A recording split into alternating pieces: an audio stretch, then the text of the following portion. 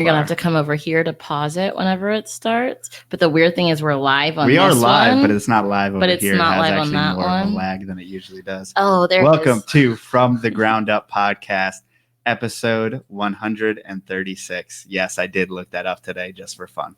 I was about to say, why did you make up that number? But yeah, okay. I feel like we need to write that somewhere. So in like a month when we're asking what episode are we on, we have some sort of a... Or you can go to SoundCloud and see how many tracks that you uploaded, and it says 136. Gotcha. That makes life Shortcuts. easier. Okay. Theportcitypythons.com. If you guys want to check out, we have some cool animals that are available. We have a lot of king snakes hatching, or available rather, and a lot of corn snakes hatching. So if you guys are interested in colubrids of all sorts, we have them coming. And we have eastern black king snakes coming soon too, which is really cool. Yes. And if you want to see those snakes in person, join us on Saturday at the Havre de Grace All Reptile Show in Havre de Grace, Maryland. What is that, like an hour south of Philly? Hour and a half? It's an hour and a half, about an hour and a half. Yes. So we'll be up bright and early, 5 a.m., probably on Saturday, making that little drive. I'm trying to convince Joe to pack all the snakes up the night before, so I'm not waking up at like 2 a.m. Yeah, but you got to clean them all right after. We got lucky. We did it one time before, and none of them went to the bathroom, and we got lucky. But I don't know. This is a rant. I mean, not a rant. Tell me more about these corn snakes going to the bathroom. Do you want to introduce our guest? Yes. Today we have on a wildlife biologist. It is Kyla Garten. So Kyla, welcome to the show. And can you give us a little overview of what you do? Yeah, thanks for welcoming me. So I'm a biologist. I've been doing a variety of field jobs for the past 4 years since graduating from Humboldt State University. There I majored in Spanish education and wildlife biology, but I kind of took the science realm. And so now my current job has me working with special status species of reptiles and amphibians in the Central Valley. Primarily, we work with giant garter snakes, California red-legged frogs, California tiger salamanders, and western pond turtles. I'm sad to admit I have never heard of half those things. No way! How dare you? That's pretty Well, we're embarrassing. California, endemic. So if you were Californians, then I'd be pretty disappointed. Yes. So, okay, there's my pass. I've only been to California like twice. Yeah. But is it true that you didn't really get into herps until college?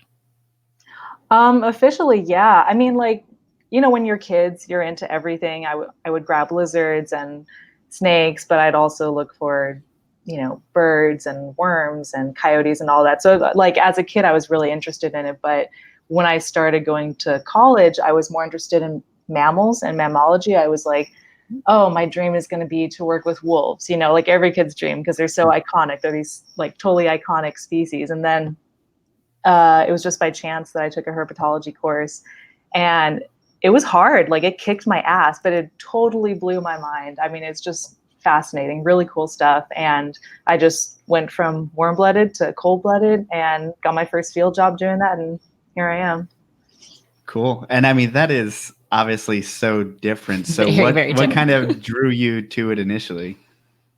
To herpetology? Yeah. Well, like I said, I was kind of thrown into it just because that's the course that was available. But, Northern California has such an incredible diversity of amphibians. So for our lab classes, our teacher would just set us loose in the forest and said, go flip logs, go look for salamanders, grab stuff, bring it, let's look at them. And I think actually getting to see stuff and learn about it, what we learned in class and having it in hand just made sense to me. And, herps are just such an underappreciated group of animals that it just kind of, I don't know, I just kind of wanted to keep working with them, and I'm pretty happy I have.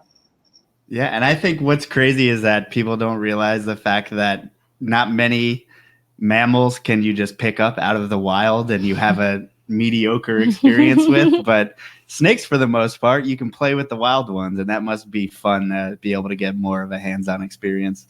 Yeah, that's true. And that's a really good point, because you think of birders, unless you're bird banding or doing some direct research, you just you just see them in binoculars, and then that's it. I shouldn't say that's it. It's pretty cool, but yeah, it is cool to pick up stuff. I try not to handle it excessively because it does put a lot of stress on animals, but it's like, especially if there's an educational purpose or it's like the first of the species that you've seen, like, yeah, I think it's really fun. Are there any particular lifers that really stick out to you as far as the first time you found a certain herp? Oh man, that's a good one. Honestly, like the first time I saw a sidewinder, I thought it was really cool. And I know that's not like a very rare species, and I was definitely going to see them throughout the field season. But the first time I saw it, I mean, my heart just dropped. It was really cool, and it was really unexpected because I was just like trudging through the desert, and I almost stepped on it. I was just a foot away from it, and it was half buried in the sand. It just looked like this little sandy cinnamon roll, and it could have definitely just shot out and hit me, but it didn't. And my naive self decided to get down on the ground with my camera and like get as close as I could to get a really cool picture with like the landscape in the background. And it didn't even budge. It was perfect. It just sat there. And I was like, wow, how cool. And I think about this interaction often because later on in the field season, about 3 months later, I was doing surveys and I saw another sidewinder, like after 10 or 20 of them. And I was like, oh, cool. I'm going to get a picture of this one too. It's like 3-4 feet away from me. So I like take off my pack and then I go to grab my camera and I take off my gloves and my gloves fall on the ground. And that instant that they hit the ground, the snake just shot out at them. And in like an instant, and it was like twice the size of what I thought it was because it was so covered by the sand. And I kind of freaked out. And snakes don't, pursue you per se, but it started sidewinding towards me. And I was like backing up, just not even expecting it. And I just thought, wow, that first sidewinder could have just like nabbed me in the face. It just didn't. So, yeah. Yeah, sometimes the herp gods will give you an individual that's really laid back, I suppose. Yeah, definitely. But yeah, lifers, I don't know. Everything feels like a lifer to me. Like every new species I've seen is a lifer. It's not like I have one specific. That's not true. I would love to see a king cobra. That would be a lifer. That would be cool. Yeah, that is definitely one of those animals where it's like, well, the first time I know I saw a rattlesnake was like that. And especially because I didn't live in Texas or the South or even California. But a king cobra is just like next level. Like that is such a picturesque, just amazing animal. Just like one of those zoo quality, like there's only a certain amount of animals in the world that are that intriguing looking and huge. And I think in lots of like entertainment, like the king cobra is the one that's lots used. Of lore to it, right? Well. It's like it has this mystery for some reason, and you're just used to seeing it in so many different forms. Even if you're not into reptiles, it's still like it's part of our society. It's worshipped, it's hated, it's all the above. So we just got off on a rant on king cobras, huh? Never a bad thing. So have you gotten a chance to go overseas at all, to go different countries herping? I've traveled a bit. It's never actually been for herping. It's just kind of happened. I mean, I went to Peru for 2 months in between field jobs, but it wasn't like for a herping trip. Like I didn't pay to go on this intense 7-day jungle trek for herps. Actually, I did go to the jungle for 10 days, but it wasn't with a herp group. It was like it was just like outside. I know, right? I went with a friend of mine who's a photojournalist, and they were doing a project out there. So I just kind of tagged along, and we went to the Manu National Park, and yeah, we saw a lot of stuff. Otters and birds. Some salamanders, I think just one species of snake, a lot of frogs. But for the most part, it was kind of a more cultural trip. And then we returned again.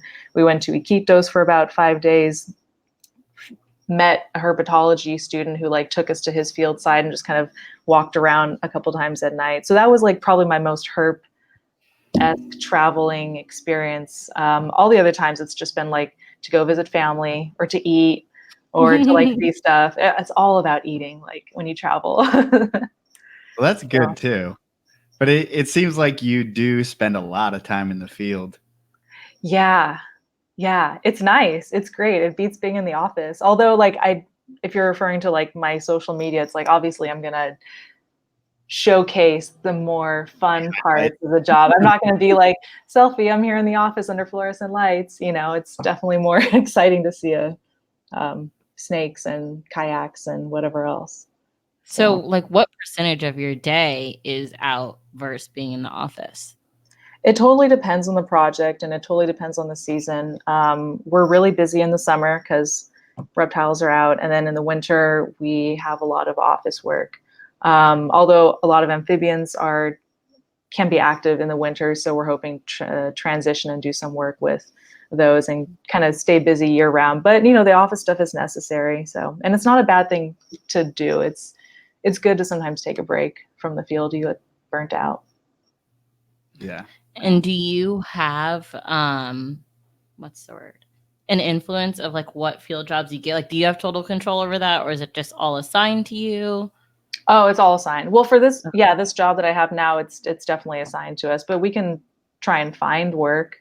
And then prior to this job, I would always like just look for different kind of jobs that are posted, and I try to target more herp-centered jobs. But I would apply to like a shit ton of stuff, just pretty much anything to get experience, which has been great. Like some jobs have been good, some not so good, but it's taken me to a lot of different states across the country. So they're all like good experiences. For someone looking for a job like herp related, that's a good crack in my voice right there. Right on that herp. Is it actually harder to come across herp related jobs, or is it easier? Is there less competition or more so? And are you on like Indeed searching for this? Like Herpdeed. So I feel like in my experience, it's been more difficult to find herp jobs. I haven't seen as many advertised because the majority of them are only summer work. Whereas birds, it's like you can go in the winter, spring, fall, summer. I mean, year round, you can find bird work. Whereas reptiles and amphibians, it's a little more scarce. I think maybe those kind of projects might not be as well funded as well. But as far as like the resource that I use, I found pretty much all my jobs on Texas A&M Wildlife Job Board. It's amazing. It's fun to just peruse, even if you're not looking for a job, and just read the different descriptions. They'll post stuff for USGS, U.S. Forest Service. Sometimes it'll just be a PhD student looking for help collecting his dissertation work, which was actually my first job. And they're fun. I've applied to probably over 1,000 different jobs there and only have had like 5 or 6. But the Wildlife Society also posts jobs, and one of my old supervisors forwarded me the announcement for this current job that I have now through the Wildlife Society. So that's kind of how I got that one. So it's just, I don't know where you look. I'm sure there's other great resources that I'm just not aware of, but that's where I found most of my stuff. Well, I didn't know those two existed. Those are that's awesome. Mm-hmm. And it seems like you have to be pretty flexible on your living situation and like be willing to move. Oh yeah, you definitely do. You can't have like a partner, you can't have a dog or a cat. You have to be able to like, have money, probably have a vehicle. It's a very privileged career, like field that we have. You know, it's not very easy to suck it up and not get paid in order to get experience and to be able to like move around for it. So I've been really lucky to have been able to do what I've been able to do. And is this like some type of building block? Like, what do you plan to do in the future? Are you planning to do more of what you're doing now, or? This is the question that keeps me up at night. This is my first like permanent job in my field. Up until now, I've just been taking like 3-month gigs, 4-month gigs, 6-month gigs, and just like bopping around having fun. So it's been really nice to have like a steady job. I don't know if I want to just work for the rest of my life, or if maybe I want to take a break and go back to school. I'd love to go back to grad school, but there's been some challenges there as well that have kind of been slowing me down on that progress. So I haven't written it off completely yet. I'd really like to go.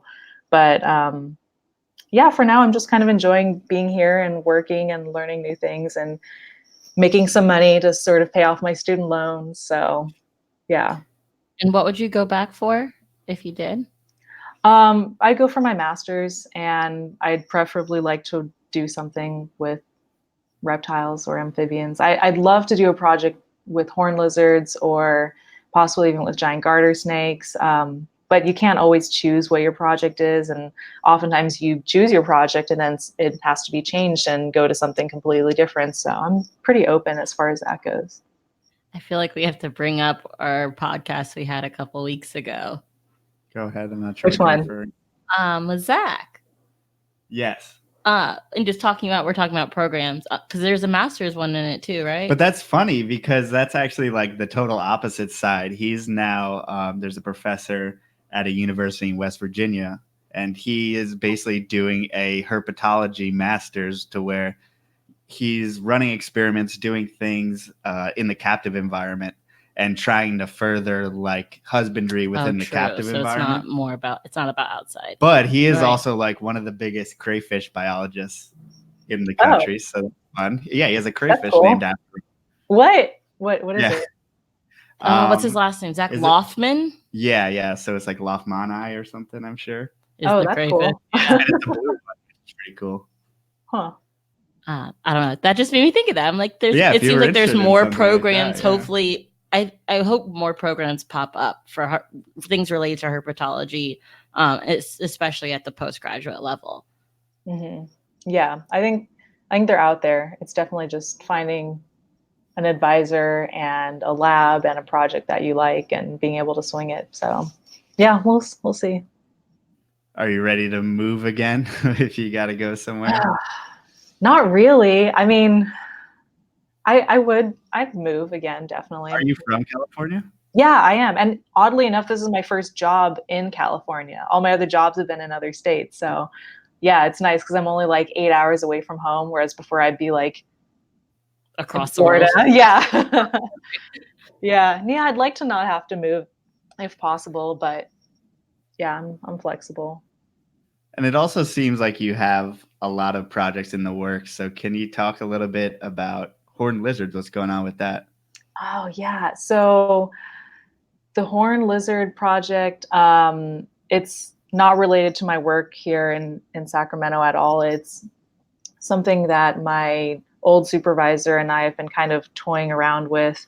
And so it's a photo ID project. So we're interested in testing the efficacy of photo identification as a way to mark and recapture horned lizards, specifically flat-tailed horned lizards, because he's already done some work using this method on other species and it's shown to be useful.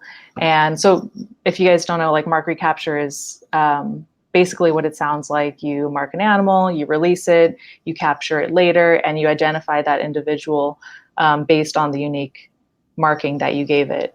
So photo identification is a method used to study animals with unique markings such as cheetahs or leopard frogs. And so basically the real driving point behind this method is to utilize a minimally invasive technique to mark an individual by taking a series of standardized photos in order to identify it later. So kind of like a thumbprint, like a fingerprint with humans. So we would be using photos of horned lizards' dorsum, so their back, their venter, their belly, and scale geometry to identify individuals from one another. So horned lizards have distinctive patterns and colors that help aid them in camouflage, and each of those patterns are unique to the individual. So we would be using two types of software. They use it's like a semi-automated it's like I don't remember. Okay, so I don't know what the two softwares are, but the difference between them is one would be looking at patterns and the other one would be looking at scale geometry or the orientation of scales, specifically at the top of their head. So they have this pineal gland or parietal eye, and we would use that as the center point for marking it. And basically you run these photos through the two softwares and they're supposed to help you re-identify that individual multiple times. So you need recaptures in order for it to work. You can't just grab Bob over here, take a picture of him, let him go and say, hey, that worked. You got to catch Bob again. Like weeks later and be like, hey, there he is. Do you name him Bob? It just came up. It'd be more like PH1034 or something like that. Gotcha. No fun names. Yeah. Oh, yeah. But so other mark recapture techniques take many forms, such as putting a band on a bird's leg, or implanting elastomer in a frog, or inserting a pit tag into the cavity of an animal. Or even clipping a scale, right? People do that as well. Yeah, or scale clipping, or scute marking. But some mark recapture techniques are more invasive and less humane, such as toe clipping. And that's something that's really commonly used with lizards, especially horned lizards. And sometimes, depending on how many lizards you catch, you're actually cutting off up to like 3 or 4 digits. And something that we've been thinking of, especially with flat-tailed horned lizards, is how does this affect them? How does this affect their overall health and survivorship? Because you got to think about it. These are fossorial or ground-dwelling lizards. They need to scurry. They need to dig burrows. They spend a lot of their time underground. What happens when they miss out on a couple of these digits? So we're really hoping to test this method out and hopefully encourage researchers to adopt less invasive methods, because we really don't know how much harm we put on these animals, or how much this will affect their behavior. So yeah, we're really excited to be working on that. And I'll actually be going out, I think I'll be going out next month to hopefully get some photos of horned lizards. Why do you think the toe clipping is so heavily used, even though it's pretty invasive? And it seems like, from a person who doesn't know what's going on, I'm like, you shouldn't do that. Yeah, in my head, I'm like, that's terrible. I feel like there's a million other ways, but yeah, why? And it doesn't even seem easy. Like, at first I was like, maybe it's just the easiest way, but it seems, I don't know. It is pretty easy. It's just kind of like snipping. But often pit tags are used, and that's a great way to do mark recapture. But when you have hatchlings or neonates that are literally like the size of your thumb, a pit tag is just going to go through half their body. That wouldn't work. So I think in cases like that, that is where toe clipping might be used. Now, that's not to say that toe clipping isn't used in larger species, because it might still be used. It's just kind of this like archaic method that a lot of researchers just continue to use, because it's tried and true, and it's been tested to work. And this photo ID project isn't as common. It's not as popular. There haven't been enough studies done to really prove the efficacy of it. So it's kind of like the new kid on the block. You're not sure really if it's going to hang in there, but I think it will. And another thing why I think toe clipping is used more commonly is because it's quick and it's easy and it's reliable and it doesn't require as much time. Whereas this photo ID project, you catch your lizard, you take your series of photos, and then you have to upload the photos to a database. You have to organize the photos, then you have to run them through the software.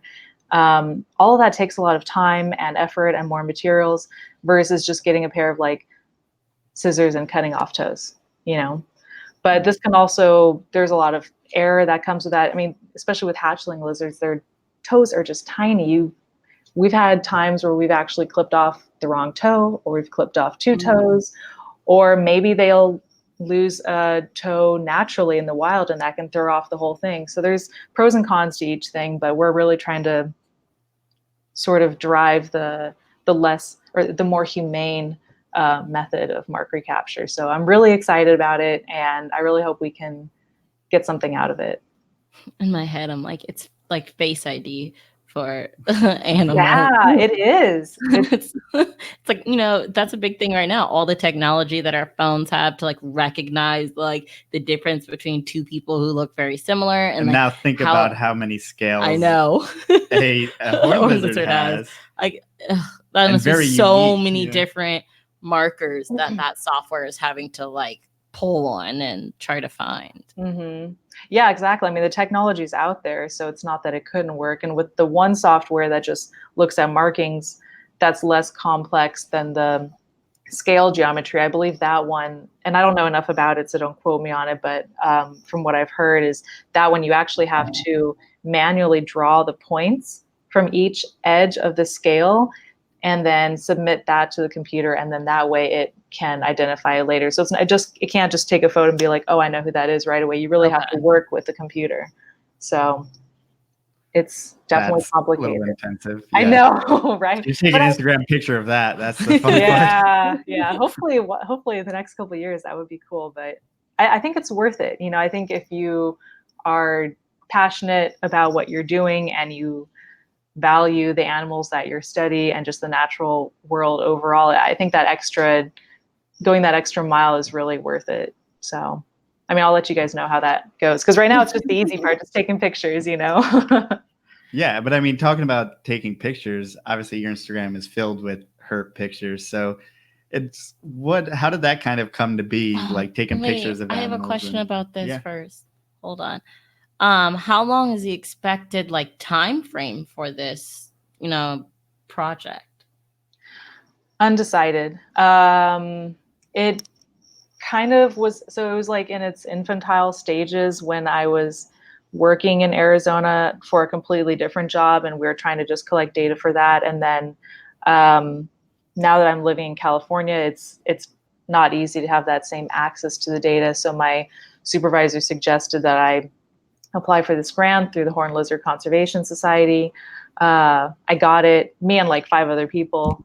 Thanks. So I just got the grant, and so this upcoming month will be the first data collecting event for that. So I think in order to have a really good story is to have a lot of good data. So the more data we can collect over multiple years, the better it'll be. So it doesn't have an end point. I just have to give a progress report in 2 years. Since it's not a master's project, or it's literally just a volunteer thing that we're just kind of doing on the side. It doesn't have an end date. So I don't know, probably under 5, hopefully more than 2. We'll see how it goes. How was your, grant writing experience? It was stressful. It was a very small grant. It wasn't like an NSF grant or anything, but it was stressful. I had to suddenly just be on the clock and write up a proposal, a budget, and basically what we're going to do. And I've written more intense papers, I guess, but it was exciting to get it. It was really rewarding. And obviously I had help from my supervisor, who's also involved in the project and who's really spearheading it. So it was kind of nice to have that there. Yeah. So you weren't just going in blind there. Yeah. Nice. Okay, now we can talk about Instagram and how it came to be. Yeah, so how'd you come about and start your Instagram? Well, I got a smartphone. I got a smartphone, and I just, downloaded all the fun apps, and I don't know. I think if you dig back, some of my first pictures are just weird, blurry things. And then I guess I had my first field job, which was in the Great Plains. Well, it was based out of Colorado, but it was in the Great Plains. So, it was such a cool job. We were constantly camping and hiking and looking for terrestrial reptiles. And I was just these are cool pictures. That was part of the job, was to take photos. We had to take standardized and voucher photos of anything we saw, any terrestrial reptile we saw. So I had all of these photos, and I was like, oh, it'd be so cool to share them. Not just stuff of, a cool snake or a lizard, but of oh, there's this huge bison herd, and there's this coyote skulking behind, and here's the sunset. And it was just really pretty. It just kind of became a photo journal that I shared with other people. And then I took more field herping jobs, and I got more into photography. And I don't want to say I'm really into photography. I've just got a little digital camera, but it's pretty good for a digital camera, and it's got a great zoom. And yeah, I just kind of dumped a lot of photos on there. And I think it kind of snowballed into this networking experience. I was about to move to Florida for a job, and I didn't know anyone on the East Coast, like no one. And so I just kind of stalked some people on Instagram that had like herp stuff, and I was like, oh, this person's cool, I'm going to connect with them. This person's cool, I'm going to connect with them and ask them how it is. And it just kind of like went from there, and everywhere I went, it just sort of like spread into this little network, and there's a pretty cool herp community on there. So yeah, it just kind of like grew with other people. Yeah, it's kind of crazy how many people you find with Instagrams with awesome snake pictures on it, whether it's like biologists, hobbyists. And especially in Florida. there's so many people to connect with in Florida. Yeah, I know that now. And I was only there for like 4 months. It was such a short amount of time, but yeah, there's amazing stuff out there and some really cool people and good scientists. Yeah, I guess that's one of those things where I don't know what's wrong with my voice.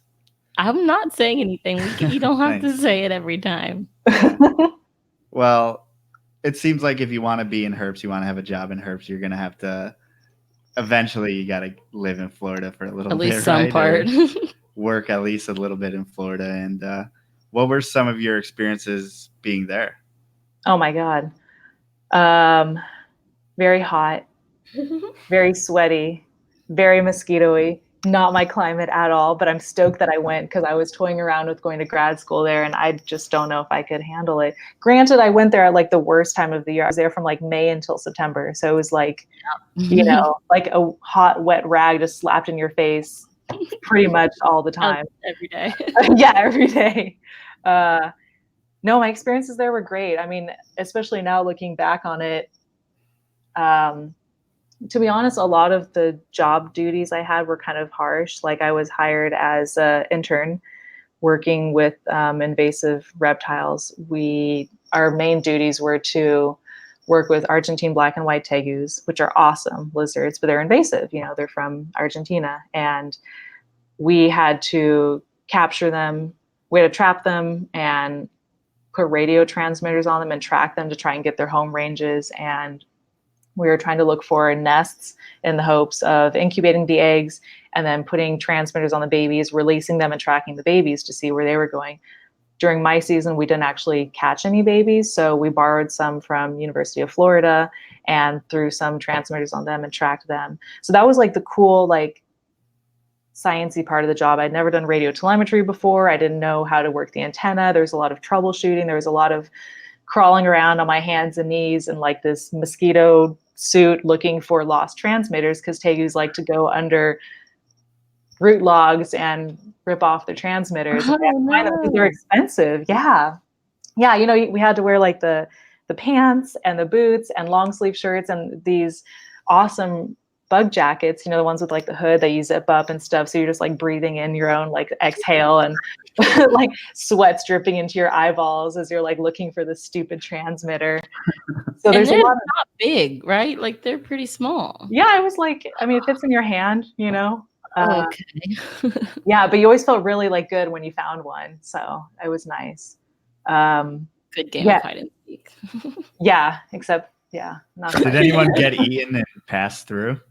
Did it? Oh, no, I don't think so. Not that I'm aware of.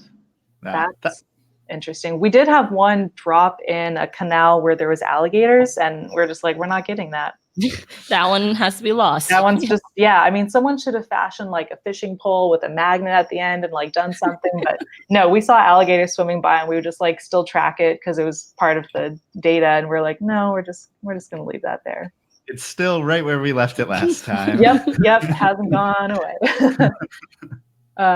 But yeah, so a lot of the other parts of the job was euthanasia of invasive species. So we actually did euthanize a lot of tegus. We were studying the females for this project. So all the males we got, we had to euthanize. And we also had to euthanize basically any invasive thing that we found, like including cane toads, curly-tailed lizards, which is just heartbreaking. I mean, that was like the worst, probably my worst day was having to euthanize a curly-tailed lizard, but also Burmese pythons. So any python we caught or that was dropped in from volunteers, we had to euthanize. And then we had to necropsy them to learn more about them. So I think it was like my first week, I had to like go out there and they like just dumped this, I don't know, 5-6 6-foot python. Maybe I'm like exaggerating. It was only like 3 or 4 feet, but it seemed really big at the time. They just dumped this snake out and I had to pin it and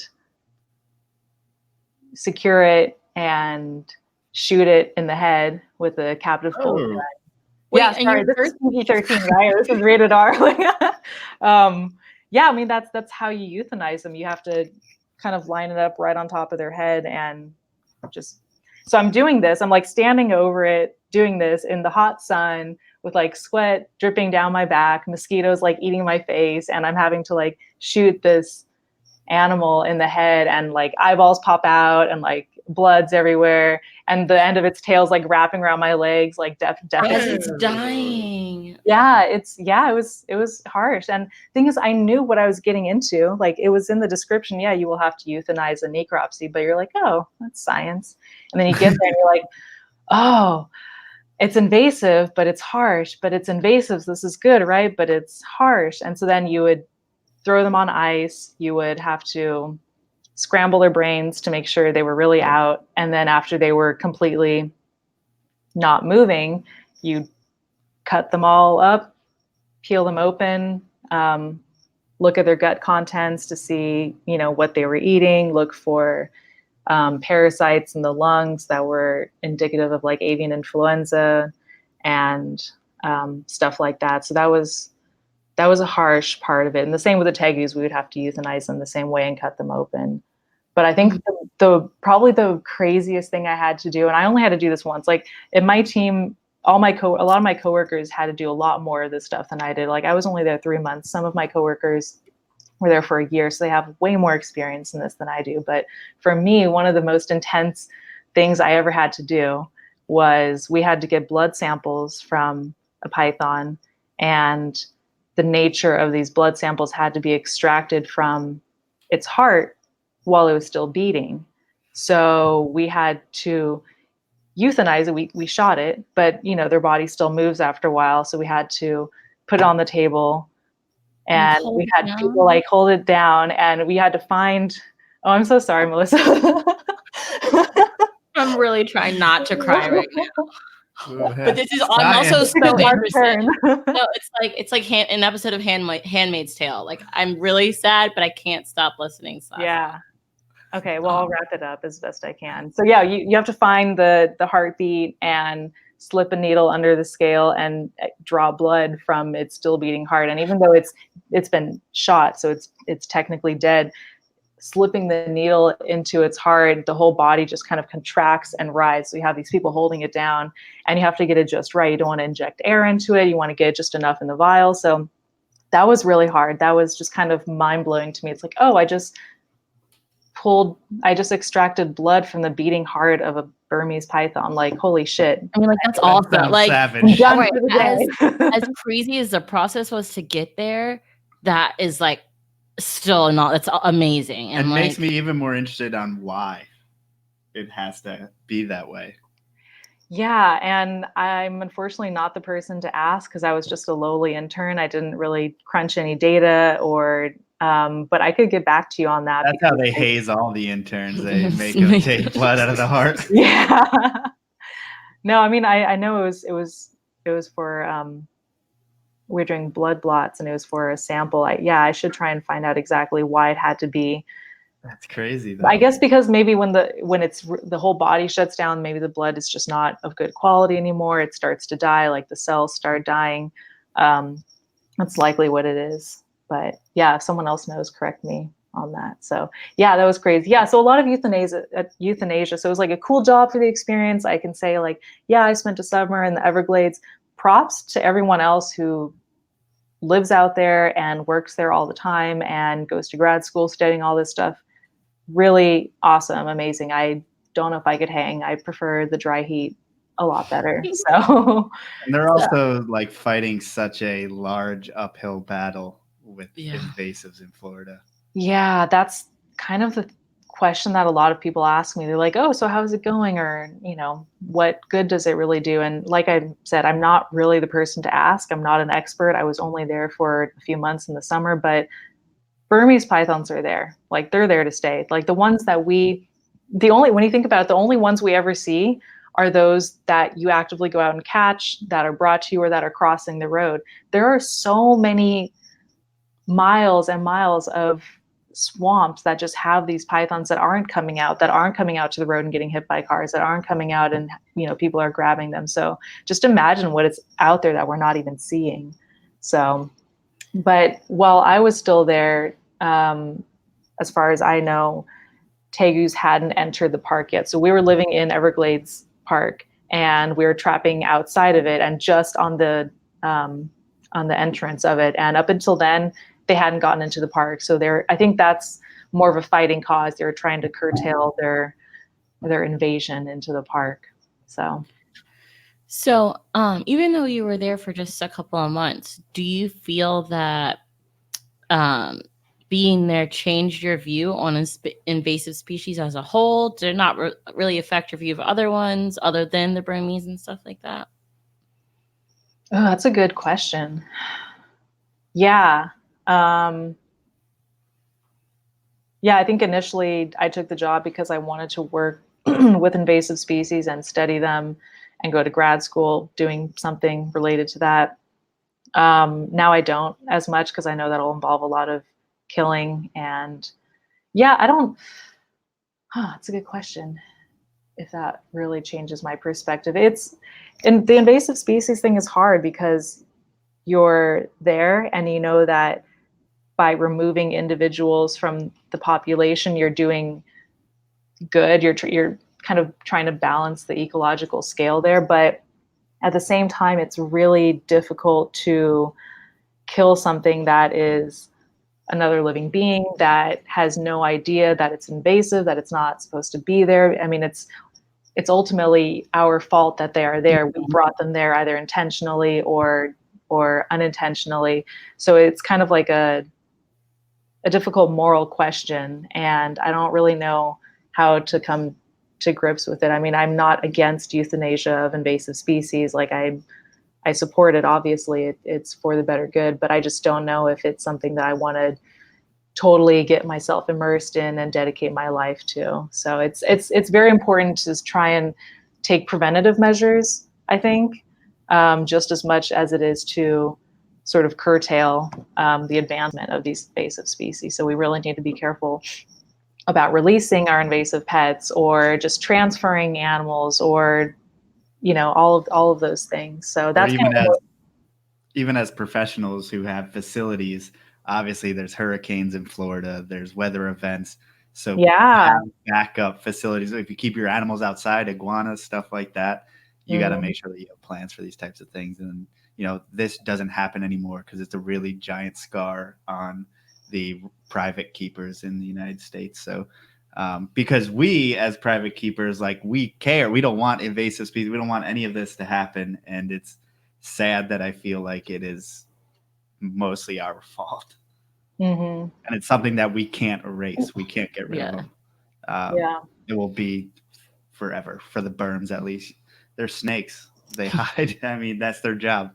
Yeah, and they eat everything. They're great at it. And Florida is like great year round, like perfect weather. That's where all the old people go. Like it's where people go to retire. It's like, how could you not like flourish there?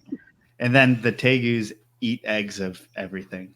Eat eggs, small mammals, lizards, whatever they can. We would set out traps baited with quail eggs and cat food.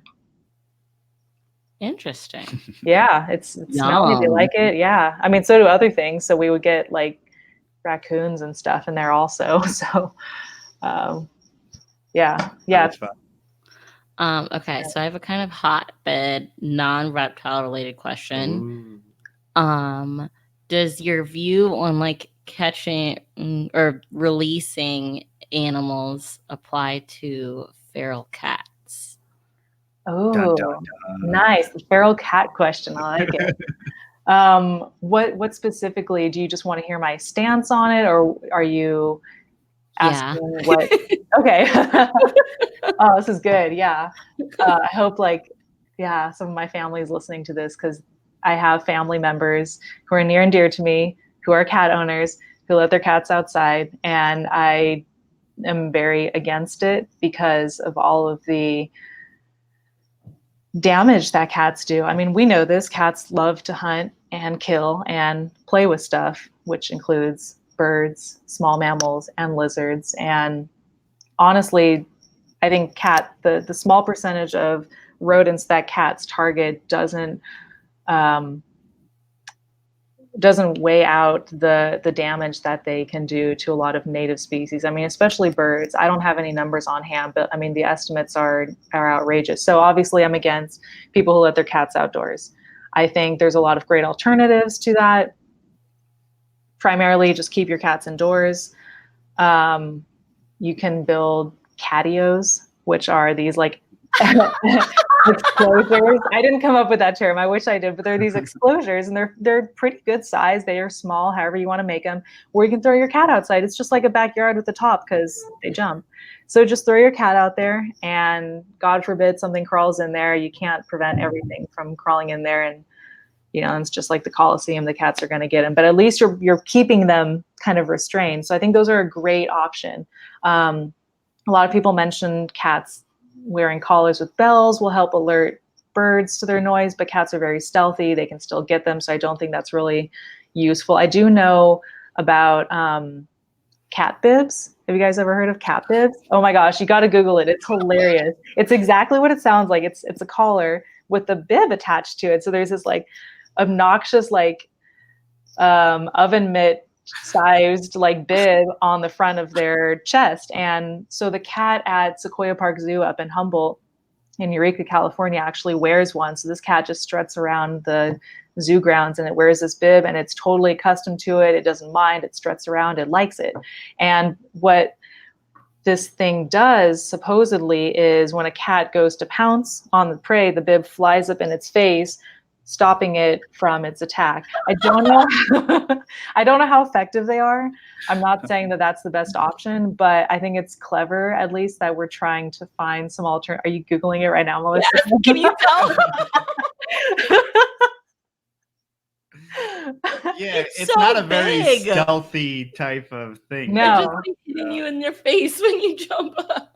Yeah, why not though, right? I mean, it's to prevent them from killing stuff. So I think it's a great step, but I don't know how useful they are. I don't know how effective they are. Honestly, keeping your cats indoors is so much better. They wreak havoc. I don't know how many times I can say it. I'm very against it. So Melissa, what you were mentioning earlier about the trap release question, I think as regarding like feral cats, I think it's perfectly acceptable to trap feral cats and euthanize them. I know a lot of people think that's cruel and that you should instead get them spayed or neutered and try and adopt them out. Or even they do release. So they trap, neuter, release. So there's TNR programs, like especially here. There's even one in Philly who don't get too worked up, babe. But take a breath. Take a breath. But they trap them. I know your view on it. I'm trying to see your view on it. The thing is that the most recent study that came out said at least 3 billion birds a year. 3 billion. Like that's outrageous. And so when you're spaying and neutering these cats, they're just going out there and they're still eating. It doesn't matter that their next generation isn't going. I mean, right? Yeah, you're never gonna catch having balls or not having balls doesn't mean you don't want to kill stuff. So yeah, a little murder on the loose there. So yeah. So I don't think those are really effective. I mean, there's so many animals that are in pounds too. It's like, do we really have to bring more out from? I don't want to say wild because they're cats, they're domestic, but they're feral. But it's like, I just think that people need to take more preventative action to spaying and neutering their pets in the first place and not let them run out. And I mean, especially cats in this case, and get knocked up and then have a bunch of kittens and like perpetuate the issue. Obviously, if you're a responsible pet owner and you don't let that happen, it's perfectly fine. You don't have to sterilize all your animals. But I think it's really important to take those steps because I mean, animals are just rampant, and cats just cause so much damage. So anyways, that's my stance on it. I don't know what your guys' stance is on it. Exactly. But yeah. Just thinking about catch and release and, But then I'm also like, oh, the person sees them as a cat. Well, in Australia, they like take pictures with it like it's a lion or something. Yeah. Who's that? There's this one famous man who's like wearing all these cat pellets as like fur, as like a suit and like a hat. Yeah, he's very proud of it. Props to him, Little cat? Like, I'd rather them start shooting and eating cats than like dugongs and all the stuff that they Yeah, that's a good point. Yeah, let's find some recipes for cat meat and get people encouraged to go down this path. Not eating what? So there's basically like a thing that looks like a manatee, and it's in Australia. And actually, the Aboriginals, for some reason, the laws don't apply to them, the conservation laws. So this is an endangered animal. Because no one's messing. Because no one's messing with the Aboriginals. No. Well, yeah, because they have to eat them to live, but it's also the easiest animal to kill, and that's why it's endangered. So it's kind of a tricky situation where you want them they're trying to survive, but then again, this animal's in peril, so it's kind of a tough situation. Mm-hmm. And that's something that we see like throughout, these issues. Australia, people who are struggling, just to put food on the table. It's hard to tell them not to kill something for money or eat something to eat it. Yeah, absolutely. But how did we get off on this? Huh? Sorry. And killing, shooting stuff. The other random things I want to say today. Last random thing, and I promise I'm staying on topic. I'm sorry. If you are friends with Ryan Sullivan on Facebook, did you see what someone tried to trade him for a retic today? Oh, a kangaroo. A kangaroo. Someone literally messaged him and was like, I think for like 2 feet, she wanted like 2 female retics, and she wanted to trade him a kangaroo. Is that legal? I don't feel like. Oh my God. Should be. It's also like, wait, has this worked for you in the past that you like this is what people do? I don't know. That's weird ground to get in. Also, it's in Texas. Yeah. Once you start talking tigers, panthers, even a kangaroo, I don't know. It gets weird. Wow. Have you guys ever had people just offer to trade you stuff instead of paying you? Just like, here's another animal, or here's no. It will be like a game console from like 10 years ago. Or like speakers out of their car, or like a computer. Wow. Nowhere near kangaroo level. Or else we'd have a kangaroo. Stop. No, not. She's like, Philly kangaroo in the backyard. Oh my gosh. Our neighbors would kill us. Sorry. Okay. Back to topic. Okay. So wow. So what was your job right after doing all that euthanization? Like, I feel like I'd need a break. Oh yeah. Second. What did you do right after that? What did I do after that? Florida. I think that's when I went to Arizona to do the horn lizard job. So that was equally as hot, but much drier. Oh yeah, it was like 1 or 2% humidity, so very dry. Yeah, that was a great job. That was also a pretty intense field season. I was only there for the summer, of course, and that's where we were working with flat-tailed horn lizards in Yuma. And so what we were doing was tracking females to try and find their nest sites and look at their overall distribution and see not only where they were digging burrows, but where they were laying nests. So we would catch them and put radio transmitters on them, and then just track them 3 times a day. So in the morning before the sun came up, in the middle of the day when it's the hottest, and then at night. And we usually always found them active in the morning and at night, and rarely in the middle of the day. They were usually under a burrow, so we could track them right to the burrow. Sometimes you'd even see a little antenna sticking out of the burrow. So that was a really cool job, and we actually found a lot of hatchling horn lizards. What was really cool about that job is that we actually learned how to track them. So not just radio tracking them, but actually visually tracking their prints in the sand. So this species is extremely cryptic. They're a species of special concern, so they're not very high in numbers. If you Google their range, it's just this tiny little section of Southern California, Arizona, and Mexico, and that's it. That's the only place that they live. So we had to learn how to identify their tracks in the sand and differentiate those tracks from like zebra tails or fringe-toed lizards or sometimes even like beetles and scorpions. Like when I first started, I couldn't even tell the difference between any of these. They were all just like these tiny little markings in the sand.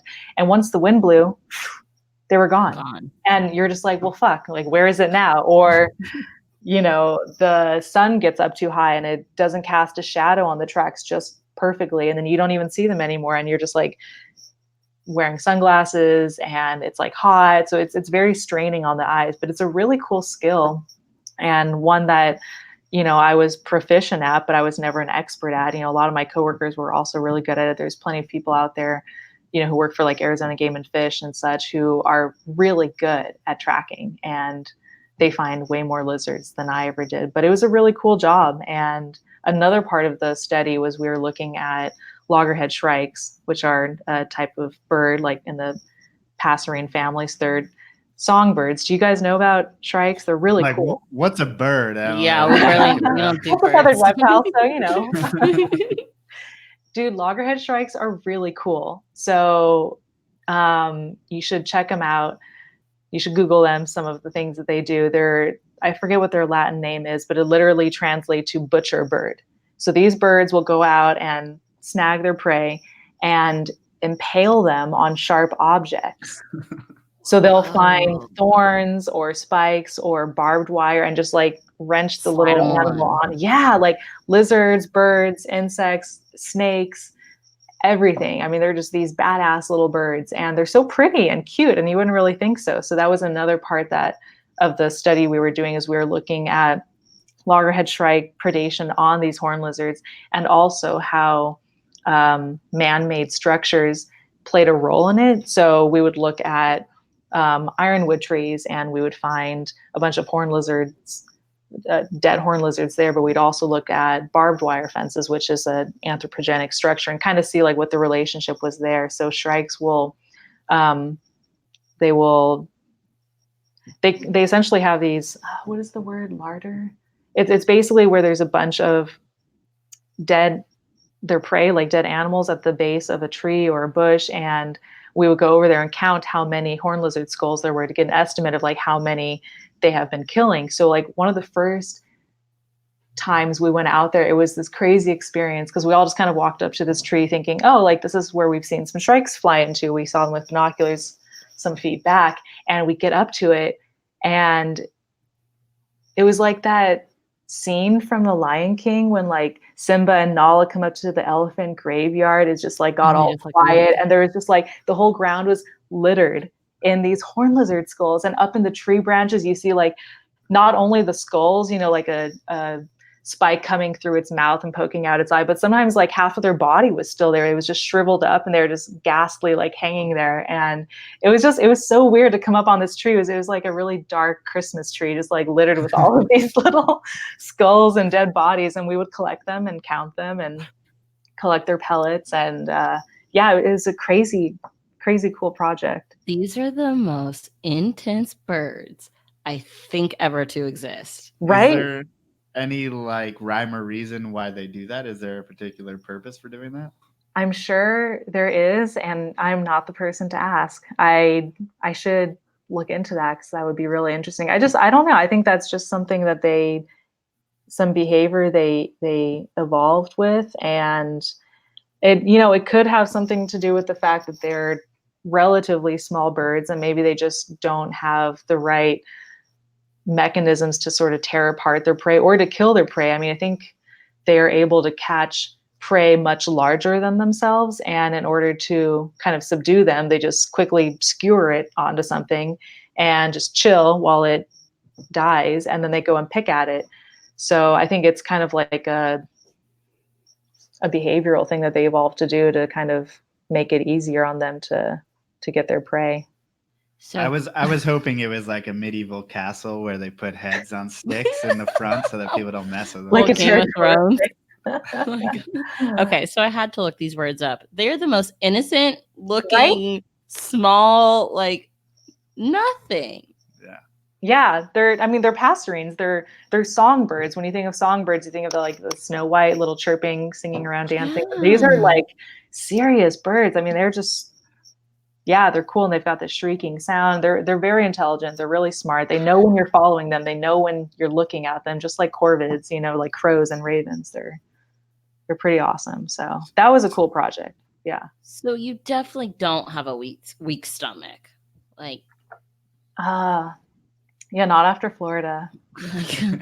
No. Everything's downhill. I feel like, yeah, I mean, there's no way you can get much more intense, right? Well, if you think about it, like herpetologists many times often have to take specimens back with them when they go to different places. You don't they have to kill the constantly. specimen, do they? Yes. I thought they just find dead ones.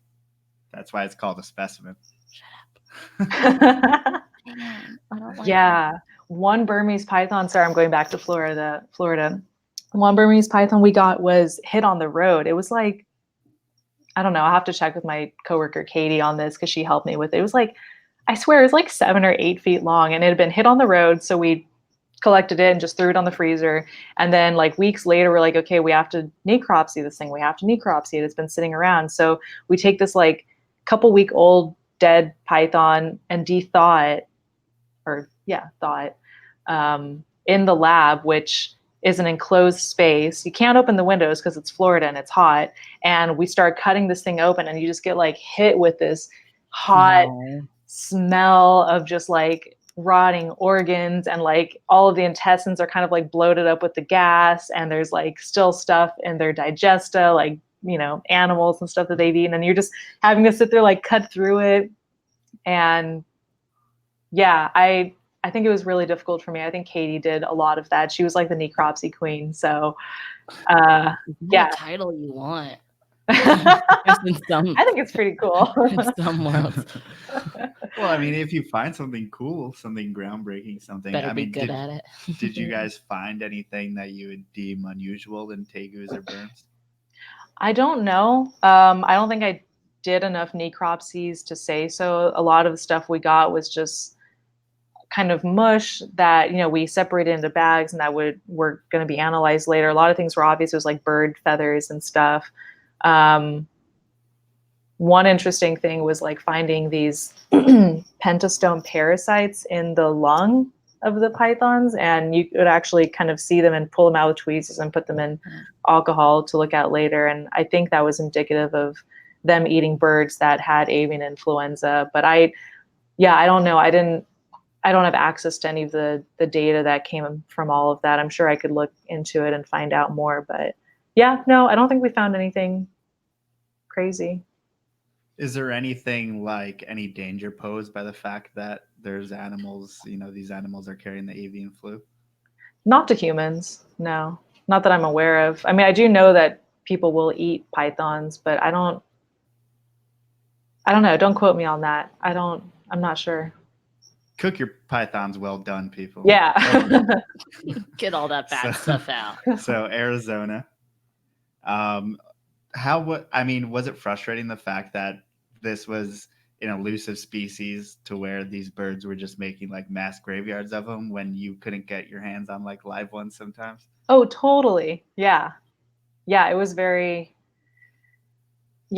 sad to see so many of them dead under the tree. But I mean, that's the part of life, that's more of a natural thing. And we are just doing our best to understand what our role is in it, and hopefully address those issues and work towards the overall conservation of the species. But yeah, it did suck. It was kind of like, oh, damn. But it was also kind of cool to see the skulls, and the birds are really cool too. Like, everything's got to eat. And you said you would collect those skulls? Mm-hmm. So what were you doing with the skulls? We were just collecting them to get a count. We would take a GPS coordinate of that tree and just kind of like map out sort of which shrikes were hanging out in what tree, and how many horned lizards were there. And it was just a collection thing. I'm not sure what's being done with them now, but that was all. Sold to little children or something. Oh. I feel like sold. I know. Their skulls aren't that put it big. On a keychain? I don't know. Sold to some weird little zoo gift shop, I feel. What do you call it?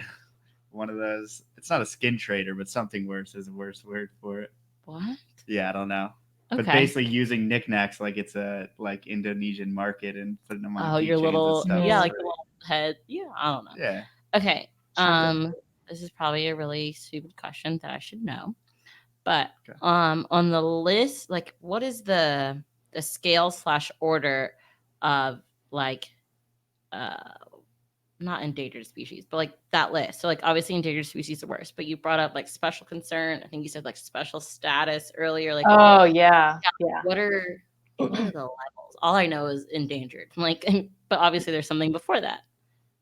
Right. Yeah. So when earlier I said special status, that was kind of like an umbrella term for species that have a certain status assigned to them. So you have endangered. Below that is threatened, and species of special concern, such as the flat-tailed horned lizards, aren't protected by the federal government. So they're just a species of special concern. So they don't have any specific laws protecting them. I mean, of course, you're supposed to have your fishing license if you're going to be handling herps and stuff based on what state that you're in. Joe's all looking at her. Yeah, no one really does, but you should. And so some species, such as the giant garter snake, is both state and federally protected. So it's a threatened species in the state of California. It's a threatened species for the federal government. So it is protected, and you're not supposed to handle it, capture it, or harass it, or anything like that. Whereas flat-tailed horned lizards don't have that same level of protection. And I don't really know how these different tiers get placed on animals and what the deciding factors are for that, because you see something like the flat-tailed horned lizard, they have such a tiny range, and you see other animals have a larger range, but the animals with the larger range have a more protective status. I mean, that's all just politics that is beyond me. So yeah, when I said special concern, special status, it was just kind of like these are different animals that are protected, like Western pond turtles are a species of special concern, but tiger salamanders aren't. So interesting. Yeah. And how does that affect you as a biologist? I mean, when you're working with animals that say are endangered, what's like, do you have permits, stuff like that? Yeah, so I don't have any permits myself, but I work under my boss who has permits. So once I got enough training, I was certified to be able to handle some of these species under his supervision or under his training with his consent. Sweet. So, yeah.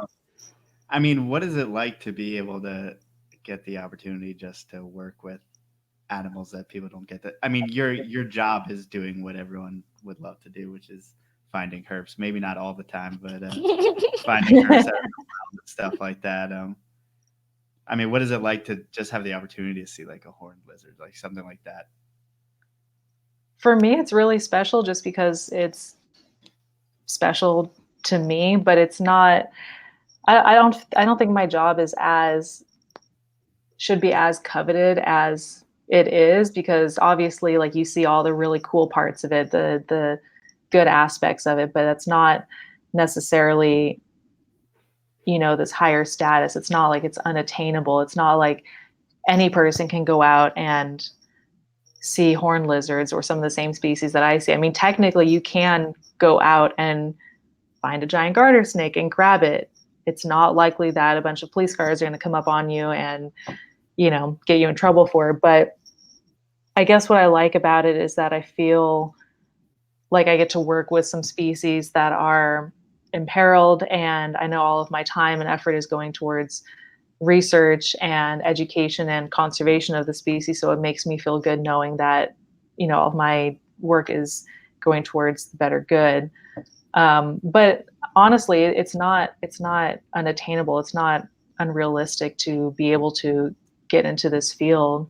And like I said, it's not as glamorous as it might seem. Like, many days we don't catch anything. Many days it's just going out looking for stuff, not catching anything, or just collecting data that's not as exciting. But really, a lot of people can get into it. A lot of people can see a lot of the same stuff. You don't necessarily always have to grab and handle stuff to appreciate nature and see stuff in situ, which is actually sometimes a lot more interesting because you can kind of spy on them and you can see a lot of their natural behavior and things that they wouldn't normally do if they were being like tossed and turned around in your hand and gawked at. So I don't really know where I'm going with all of that, but I really love my job. I love the field that I'm in, and it's been really rewarding. So horned lizards, and forgive my ignorance on it, but aren't there horned lizards that shoot blood out of their eyes? Yes, there are. Not all horned lizards do it though. Okay. Did yours do it? Well, the flat-tailed horned lizards do not. I don't know the list off the top of my head, but there are flat-tailed horned lizards and I think 2 or 3 other species that are definitely known not to shoot blood, whereas Blainville's horned lizards, the horned lizards that was actually the first species I ever saw. We have them crawling around on my parents' property. Those ones do. They definitely shoot blood, but you really got to aggravate them before that happens. And actually, I got my first blood shot for the first time just like a month ago. In all of my years, like grabbing lizards and looking at them, this was the first time it actually happened. And I was startled. Like I really was. I thought I heard it in some way. And then I realized that it was coming from its eye. And I was like, oh geez, I guess I really antagonized it. Now I feel really bad, but I'm still going to collect some photos on it and then release it. So wow, yeah, congratulations. Big things are happening. Yeah. Wait, so you took photos of it. Was its blood on you? A little bit on my hand, yeah. Yeah. Okay, I didn't know how excessive this blood shot yeah, was. I didn't know, like, is it widespread? There's a really cool video on YouTube, which you can just Google, like horned lizard shooting blood. And it's the most, it's like the most dramatic, cinematic film of a horned lizard I think it's a Texas horned lizard, I'm not sure, being antagonized by a coyote. And they've got this great, like all these great shots of it, like shooting blood, like straight up into the coyote's face. And it's like this perfect storyline. And when I caught it, I didn't see anything like eject. Like I just had some blood in my hands and I was like, oh, what is this? I actually thought I cut myself. And then I realized it was coming from the horned lizard. So I don't have much experience with it. Maybe other people do. Maybe there's some papers on it. We could check out how far horned lizards shoot blood. What is the world record? Bloodshot. Guinness Book of World Records. So how big does a horned lizard get? It depends on species. I think generally overall they can kind of fit in the palm of your hand. Some are bigger, some are smaller. Hatchlings and neonates, I mean, they can be tiny, like 1 gram, like literally the size of your thumb, which I realize is subjective depending on how big your hands are. But yeah, they're not like, same. So yeah, it just depends on the species. There's a lot of variation in other aspects, like their horn length, like flat-tailed horned lizards have the longest horns. Other ones like pygmy shorthorn lizards have really short horns. That was always a pain to try and like measure with calipers. It's like 0.1 millimeters. Like I don't know, as best as I can. So that's cool. Like there's a lot of variation there. But as far as overall size, I'd say generally all in the same ballpark. Do they all eat ants? I believe so. And I mean, they are ant obligates, but they also will eat other stuff too. I mean, the majority are ants, but I think they're also known to eat other small insects as well. Cool. So obviously you're not focusing on like the breeding in the wild, but like what have you observed or things like that as far as the breeding process with these lizards? I've only seen 1 pair of horned lizards mating, and it was really cool because we were out tracking one of our females and we were looking for her and we're looking for her. And all of a sudden we like see her on the ground and she's got this male like kind of on top of her, like twisted to the side with her horn in his mouth. I mean, he's like really got her, and she's got this antenna on her too. And that seems uncomfortable. Yeah, it's totally uncomfortable. I have a really shitty photo of it on my Instagram that you can see, but it's just like I did my best with my phone zoom, but it was a really cool thing. So that's the only time I actually got to see them mating in the wild. But as you may or may not know, some species of horned lizards are viviparous, others are oviparous. So some will have live birth, others will lay eggs. These ones laid eggs. And I mean, it's the same with snakes too. But yeah, unfortunately, I don't get to see very many copulations in the wild. Have you seen a female ever laying eggs? Actively laying eggs? No. I don't know what the biology is on all the other horned lizards, but the flattails, they actually go underground and lay their eggs there. So it's unlikely that we would ever see it. Yeah, so there's no like taking the eggs in, incubating them, and then doing releasing them. I think there might be with like some laboratory studies. I don't know what other research people are doing on them, but I'm sure there's like captive bred lizards and just kind of like what we're supposed to do with the tegus, like take the eggs and incubate them. I can't say that I know anyone personally doing that, but I wouldn't be. I think there have been introductions. Yeah, I think some zoo did some captive breeding and introduction. I can't remember which one it was off the top of my head. I'll have to look that up. Why do I think that there is something going on with either Dallas or Fort Worth, and then whatever the horned lizard is that's around TCU, like the actual. It's a frog, I thought. What's that?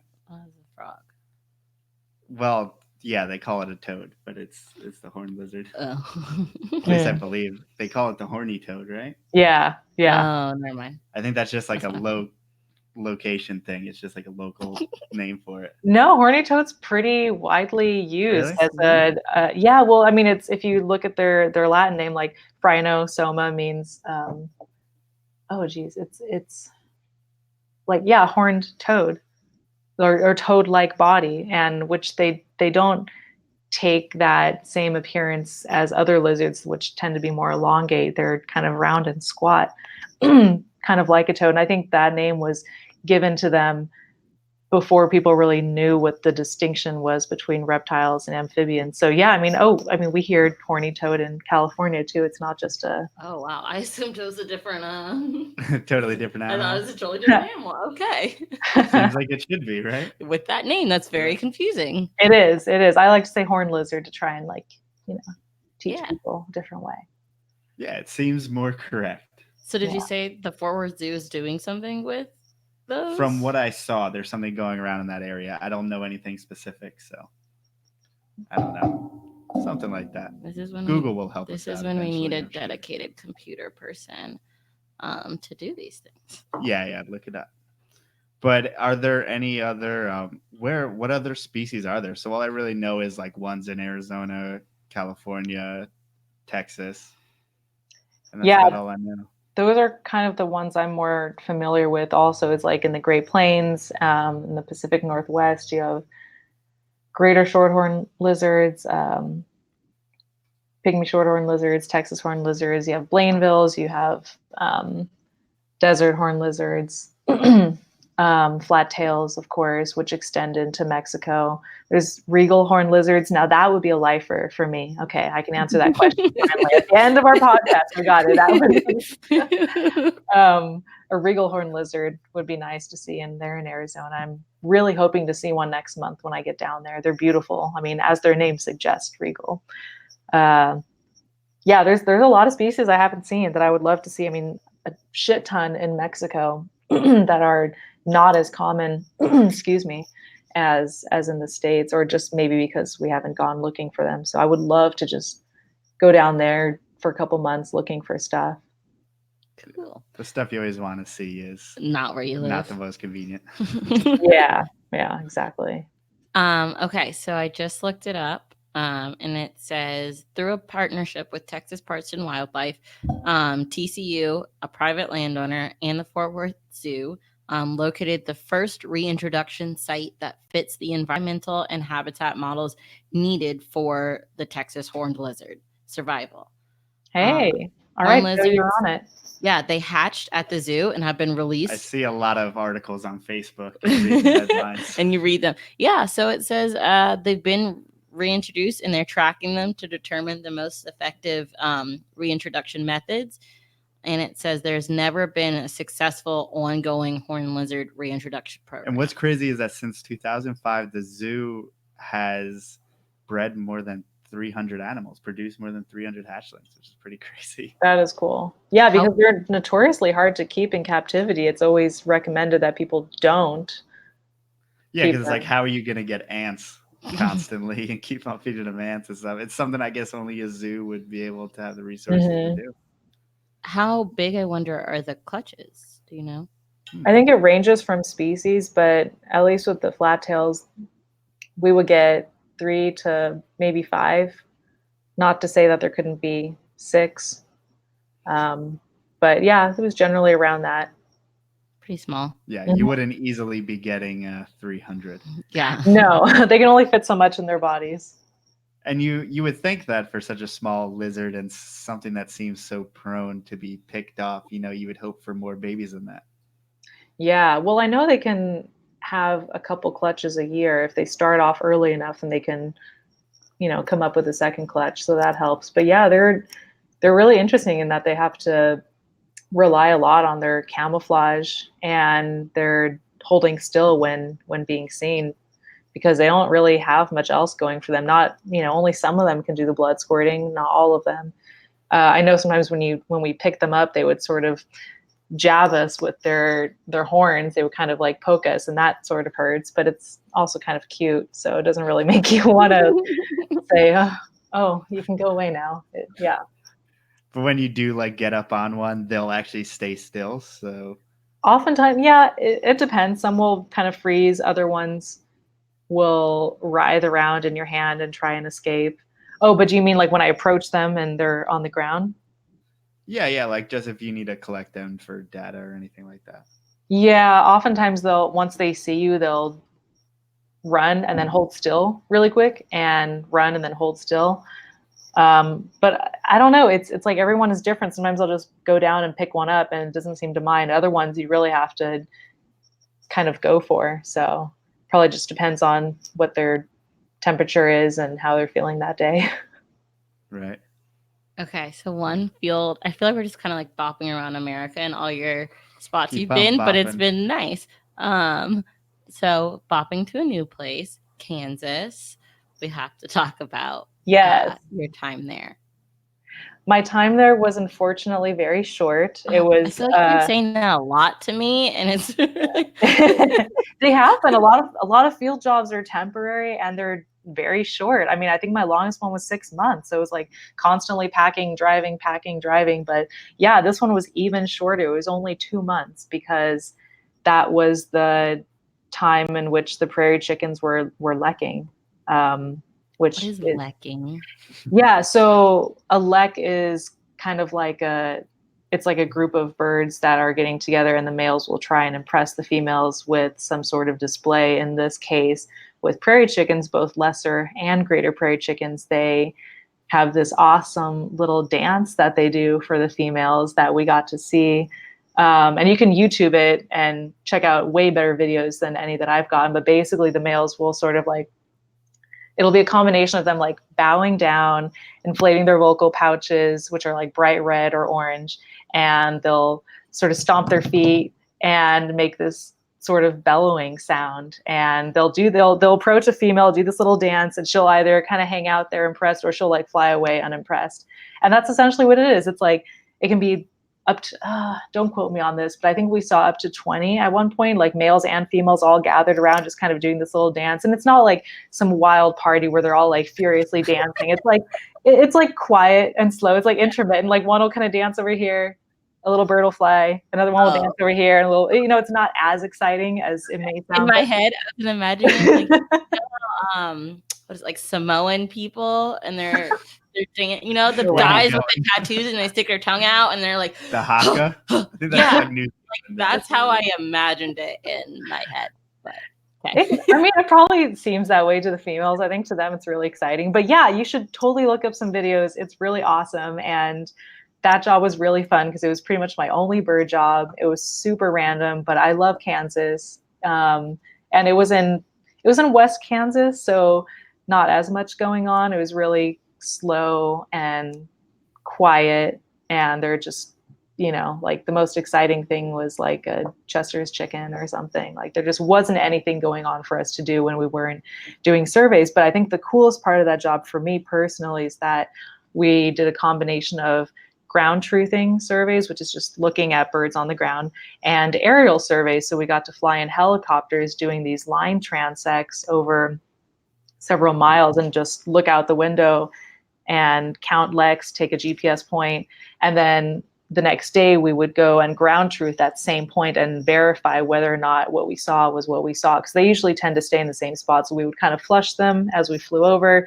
but then they will come back to their spot and hang out again. So we'd have to differentiate between greater prairie chickens and lesser prairie chickens and try and get a count on them. So yeah, it was a cool job. It was just totally random. I don't really know how I got it with no bird experience, but it was fun. What makes one lesser than? I knew that was what I wanted to do. It's just they're related. It's just a different species. So I think, and don't quote me on this, but I believe the best way to tell them apart is by their call and also by the color of their vocal sac. So males and greater prairie chickens, I believe, are lighter. They're more of a orangish yellow, whereas lessers are a deeper orange or red.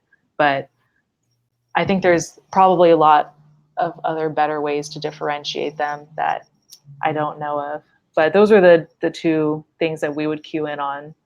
And most of the time it was greater prairie chickens. Damn it, so you got the good ones. Yeah. It's pretty messed up, man. So what benefits did you get by like doing your helicopter rides when you were studying those? Like why did y'all need to do that? To ride in a helicopter? Oh, okay. I thought that we get to ride a helicopter. For a second, I thought you like flew the helicopter. I actually did one day. Yeah. It was really cool. Probably not supposed to, but it was really cool. And now I'm telling everyone. Terrifying, but also Kansas really airspace. Awesome. There's little laws. I'm sure you'll be fine. Yeah.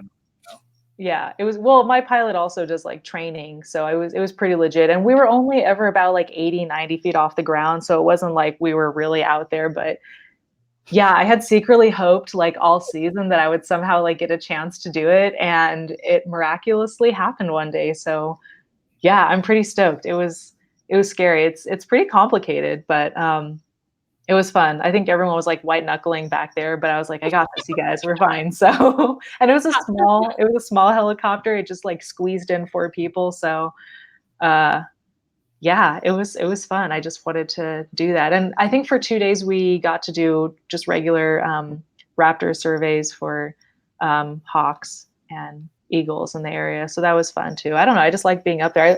I low-key was like, okay, if wildlife doesn't work out, I'm going to go get my pilot's license and just learn how to fly helicopters because it's so fun. Yeah. And I mean, imagine using them for that purpose.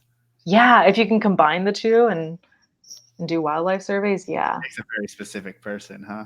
Yeah. You get that helicopter license and you're off. Oh man, that'd be cool. So expensive though. I mean, I think the license I don't know how much it is to do the training, but it's like a couple $1,000s. And then you have all the maintenance and you have to like rent a helicopter. It seems like a lot of work. Oh yeah, for sure. Yeah. And how does that affect like the birds in the area? Obviously you're in a helicopter. It seems loud and it would disturb birds. So, I mean, how are you effectively, seeing the natural behaviors of things like raptors or the chickens and stuff like that? Well, with the prairie chickens, it was actually a good thing that we were disturbing them because otherwise we wouldn't have been able to see them there, because when we fly over them, you flush them. And so they start flying and you have to circle back around, count how many you see and GPS it. But I hear what you're saying about the disturbance. Fortunately, in Western Kansas, there's like no trees. So we didn't see that's not true. There obviously are trees, but we didn't see very many birds out there. When we did the raptor surveys, we would circle around a nest with a hawk and they kind of just crouched down. They didn't seem too disturbed by it. I'm sure it was disturbing to them, but that's not really something that I asked about or really thought much about? That's a good question. I'm sure it was disturbing. I mean, it disturbed cows too. I mean, they really just started to like stampede once we flew over them, and the farmers were not happy about that because I don't know, the cows were exercising too much. They wouldn't be fat enough to eat. I have no idea, but we would get an angry call from a farmer later, like, "Oh, sorry, they got some cardio today." But yeah, I don't know. That is a good question. I'm sure it does disturb stuff. I never really saw many birds just flying nearby us. And maybe that's because we scared them away. I don't know. It's a good thing to think about. Well, either way, you got to ride in helicopters. Yeah. You really can't. That's the most important part. Of course. And you got to see cool bird dances. Yeah. Learned a new word today. I feel like Definitely, I learned lots of words. Dude, definitely look that up. They're pretty cool. I have lots of things to look more into. I'll send you guys stuff. Yeah. The blood from the eyes. I need to see a shike pinning something. Right. Like 5 things on my list now. Yeah, we're gonna be on a list somewhere flagged for all these. Yeah, someone's gonna be like, what is this history? Videos. Yeah. Promise we don't have a problem with looking at animals die. But yeah. We're getting weird. Sorry. So it seems like on Instagram and stuff like that, I mean, you even highlight obviously a bunch of birds and like you said, like flowers and stuff like that. So it seems like you are interested in more than obviously just herps. Yeah, absolutely. I try not to pigeonhole myself with just reptiles and amphibians. And obviously I do have like a love for mammals and plants and birds and insects. But yeah, I mean, it's kind of hard. Like one thing just sort of hits you in the face and it really catches you, and that's what you're really interested in. But I think over time, I've started to realize that looking at the bigger picture and seeing how all of these things are interconnected is so much more fascinating than just like, look at this cool snake, it's got a rattle. But it's like, oh, why does it have a rattle? And how does this one hunt versus this one and stuff like that. So I've been trying to sort of branch out and learn about more things. I mean, I learned about a bunch of different taxonomic groups in college, but the system in which, you have to go through as a student is so much more different than just learning on your own. It's like you have X amount of time to learn X amount of information. You better cram it. You better regurgitate it on your tests. For me personally, I couldn't really retain a lot of that information. So even though I've taken several plant taxonomy and botany courses, I don't know a lot of stuff. And even though I've taken ornithology and mammalogy, it's like there's still a lot of things that slip my mind. So I want to try and revisit a lot of that stuff and kind of relearn it on my own pace and on my own time, because I've already been there. So it'd be nice to go back and be more well-rounded. Well, you totally just answered my next question. So as like an outsider's perspective, like looking at your Instagram, I'm like, oh my gosh, she knows so much about like every little thing, like not just this species, not just this type of animal, but like flowers and these plants. And I'm like, who can keep the Latin name of all these things in their head that she's posting about? And my question was going to be like, how much about the plants and other stuff did you learn in college? But it's interesting to know that you took kind of classes in all of it. Yeah, absolutely. And I mean, when you post stuff on social media, it's like you can look it up beforehand and I don't have all of the scientific names memorized. I've got some memorized, but I don't think it's all that important. I just like to offer both the common and the Latin name because they both have value. But yeah, I know. It's like I think I've definitely taken more botany classes than I have herp classes, and yet I know more about that just because on my own time and in my field, like I learned about it. But I really want to try and get back into other stuff. It's just like finding the time and sometimes motivation to do it. So yeah. And I mean, I'm sure it's like sometimes, like you said, you don't find things every day. So I'm sure there's plenty of other things that you want to look into in order to keep yourself busy. Mm-hmm. Oh, definitely. Yeah, we've got some sites where there's a lot of dragonflies and damselflies, a lot of really cool plants or birds nesting. And it's like, oh, that really catches your eye and that's really interesting. So yeah, absolutely. So I guess that really brings us back to like present day, California, what you're doing now. So what is, explain a little bit of what you do at this very moment. I know you explained a little bit in the beginning, but just a little bit more in depth. Yeah, so I work for a consulting firm in Sacramento, and we work with these a lot of amphibian and reptile species that have some sort of special status to them, and we work in wetlands trapping for a giant garter snake. So what we're doing is trying to a lot of these wetlands are artificial wetlands. They're constructed for giant garter snakes, and we want to see how well they're doing. So we'll put traps out there and catch the snakes and see how many of each age class or whatever sex, and basically see if they're doing well or not. We'll also work at construction sites where we do a lot of monitoring and compliance and making sure that none of the animals are injured or harassed in any way. And that's the less exciting part of the job. And then we also do trainings. We do a lot of educational trainings on some of these species, and that to me is really exciting because I love being able to like take people out, or we'll have people come out and look at these species and learn about them and see how excited they get, and like get people who don't like snakes to hold snakes and like snakes. So there's different aspects of the job that I find more rewarding than others, but overall it's all a really good learning experience and kind of new to me. So it's been fun, and it's not boring. There's always something different happening. It's not like Monday to Friday I'm doing X, Y, and Z. It's like, oh, Monday and Wednesday I'm doing this, and then Tuesday, Thursday, Friday I do that. And oh, looks like I have to come in on the weekend and do this. So it's always changing. It's really dynamic. A lot of stuff's happening. And it's all generally centered around reptiles and amphibians. So I can't really complain. It's been pretty nice. So do you keep a few natives on hand just for educational purposes, or do you actually go to the field, collect a native, and then give the educational program? Both. So for the recent trainings we did, we went out to one of our wetland sites and we caught giant garter snakes and brought them up to people and showed them that way. For some of the classroom settings, we'll bring in some of our own snakes. So my boss has some of his own snakes. He's got some mountain king snakes, some California king snakes, two really beautiful alterna, and we'll bring those in. And those are better for education because they're kind of used to being handled and taken care of in the shop. So yeah, we'll do a bit of both. We'll definitely show people how to survey for certain species based on protocols, and basically kind of help them to get their permit or to get enough experience to be on someone else's permit, which is kind of where we're at. Right.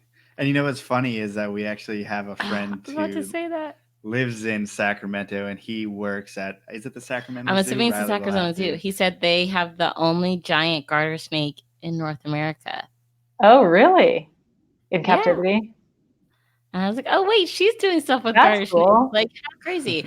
And he said they work with UC Davis on giant garter snake stuff. Yeah.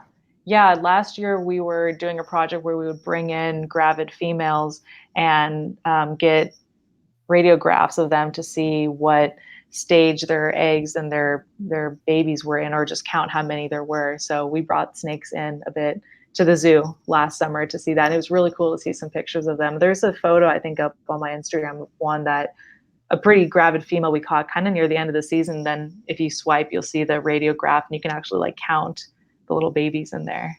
Wow. Yeah. Crazy small world. Yeah, that is. What Riley's doing and stuff.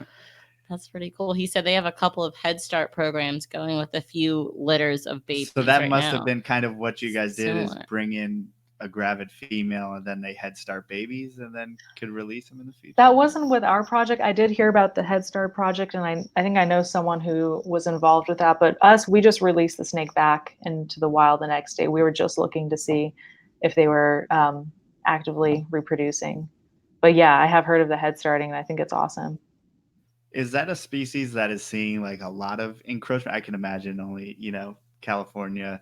I mean, they must be experiencing some type of encroachment, or do they kind of thrive on it like some of our other garter snakes?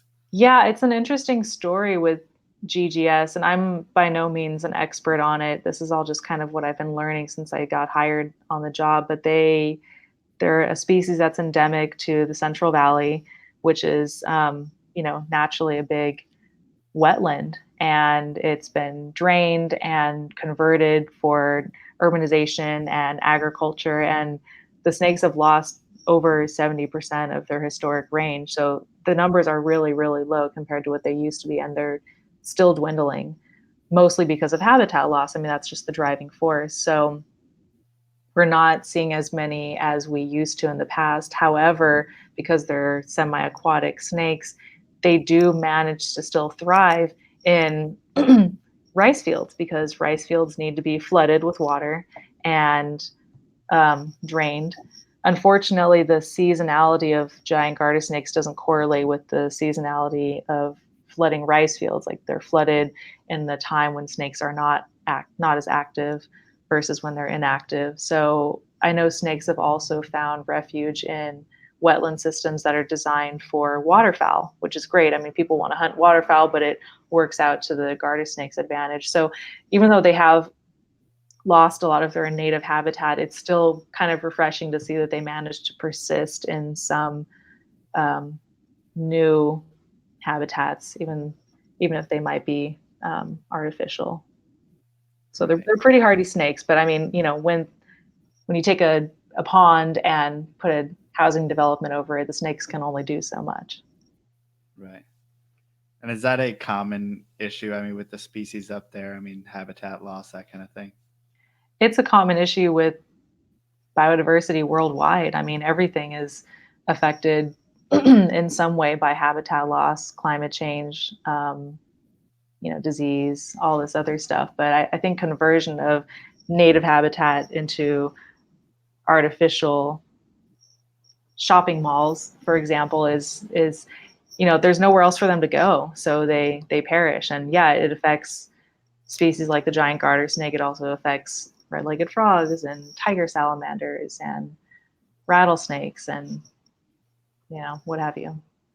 So what is like the everyday person's role in this kind of thing? Like, how can we what how can we affect this and stop fucking everything up? Oh, that's a big question. That's a good question.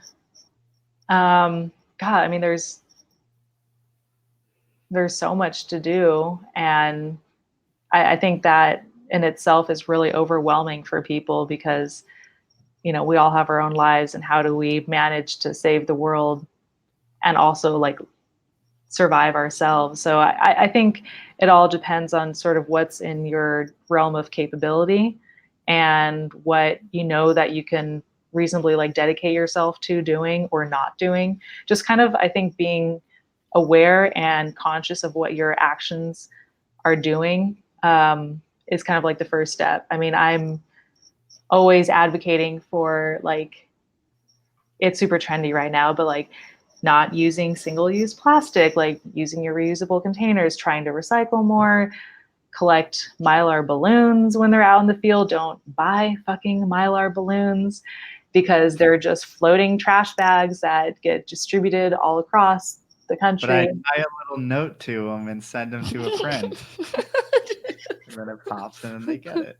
Yeah, and then a sea turtle eats them and drowns. But yeah, I always wondered why it's not littering if you like make it into a lantern or a balloon. Okay, I was just about to ask that. Are lanterns bad? Are lanterns bad for animals? The little, like they do. I'm assuming by now they'd be biodegradable, right? You'd hope, but still, why are you doing it? Even like biodegradable balloons take a really long time to biodegrade, and by the time they biodegrade, an animal's already found them and eaten them. So they don't biodegrade fast enough for that to happen. So really, biodegradable balloons are just not even a good option. Just get someone a burrito or a beer instead. It's a way better gift. Trust me. I would much rather have that. I like burritos and beer way more than I like balloons. Yeah, right? Maybe it doesn't last as long, but it's more enjoyable. But anyways, back to your question. Yeah, it's like little things you can do to help. And also, like, you can educate people as best you can. As far as like habitat loss, I don't know that we have any power really to change that, except for sort of, educate yourself on who is in control of these productions, but generally you don't know. So that's kind of a bigger hurdle. I don't know. That's a hard one. Just, I guess, do whatever little part you can and try and learn more and talk to people more, communicate these ideas, and just do the best you can do. Don't release your pets. Build a catio. Don't buy Mylar balloons. Yeah. Yeah, it's just hard. It seems like, no matter what, we're living in a capitalistic society in which we have a very high standard of living also. So it's like... And also very specific. I'm sorry. It's hard for me to give up my straws. Like, it's been a really hard thing. I've been trying the whole paper straw thing, and I just hate paper straws suck. They just like melt in your mouth. They're the worst. Yeah, you're just like sucking on like soggy paper. Cardboard paper. Yeah. So, yeah. So many have you looked at the paper straws? Have you looked at the metal straws? They even have metal straws with like a little plastic end, or bamboo straws. Those are nice. Okay. See, I don't know my thing against metal straws has always been because I'm weird and I'm a straw biter. Oh, this is the perfect solution for you. They have metal straws that are not only straws, but they bend, and they've got this like rubber coating at the end, so you can like gnaw away all you want. You don't have to worry about it being too cold with ice drinks. I definitely recommend checking them out. That solves my problem. So smart. Or you can take your hand, place it around the cup, and drink from it. Actually, no, I'm with Melissa on this. I like straws. It's enjoyable. Iced coffee. You don't want all that. Right. Then you have ice planking on your teeth. And the ice. I put ice in a lot of stuff, and my teeth are sensitive. And then you get to that point where the ice is stuck at top, and you shake it, and then it goes into your face. Yes, do that a little more, babe. Just get like deep throated all the time. Yeah, straws. It's a safety hazard. Okay, totally different question that I definitely meant to ask earlier. But whenever in life you decide that you're ready to like not move every 3 months, do you see yourself ever having like a personal collection of animals? I don't think I would ever be interested in like a collection of animals. I would definitely like a pet at some point for sure. Yeah, it's been hard. Like you said, like it's just, I always have to move. I can't drag things across country, and I'm not willing to stay behind for something. But we tried to breed our Alterna this last season, and unfortunately didn't get any eggs, but I was like prepared to take a baby of those, which would have been so cool because both the parents are really neat, and like I get to feed them. And so, yeah, I was like really excited for that. It didn't happen, but maybe next year we'll try again and I'll get one. Other than snakes though, I'd love to get a dog. I've had puppy fever lately, and I'd love to have a dog, but I live in a little apartment.